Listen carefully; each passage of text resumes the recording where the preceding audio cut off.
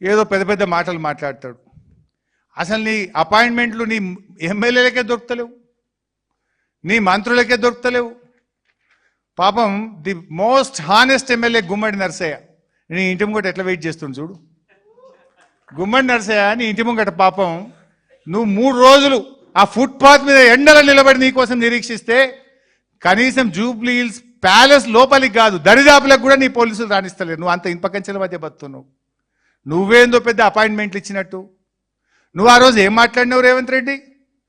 ఇనుప కంచెలు బద్దలు కొడుతున్నా అన్నావు కదా. మొన్న నువ్వు 100 కోట్ల రూపాయలతో జూబ్లీ హిల్స్ ప్యాలెస్ పక్కనే కట్టిన క్యాంప్ ఆఫీస్కు 17 కోట్ల రూపాయలతో ఇనుప కంచెలు ఎందుకు పెట్టినవో సమాధానం చెప్పు. నువ్వు కొత్తగా కట్టుకున్న 100 కోట్ల క్యాంప్ ఆఫీస్కు 17 కోట్లతోని ఇనుప కంచెలు బ్యారికేడ్లు పెట్టించినావు నువ్వు. పోదామా ఇప్పుడు బోధి ప్యాలెస్కు? చూపియాలన్నా జీవో 17 కోట్లతోని కాంపౌండ్ వాళ్ళు, గేట్లు, బ్యారికేడ్లు, ఇనుప కంచెలు పెట్టుకున్న జీవో చూపియాలన్నా రేవంత్ రెడ్డి? నేను చెప్తుండు ప్రగతి భవన్ ఖుల్లా రావచ్చు, ఎవరన్నా తినిపోవచ్చట, అన్నం పెడితే సీతక్క అంటుండు. మరి నువ్వెందుకు 17 కోట్లతో కంచెలు పెట్టుకున్నావు? చూపియాలన్నా జీవో చూపియాలన్నా? రమ్మంటావా బోధి ప్యాలెస్కు? నువ్వు పెట్టిన ఇనుప కంచెలు, నువ్వు పెట్టుకున్న బ్యారికేడ్లు చూపియాలన్నా? మాట్లాడేటప్పుడు కొద్దిగా కింద చూసుకో నీది నువ్వు.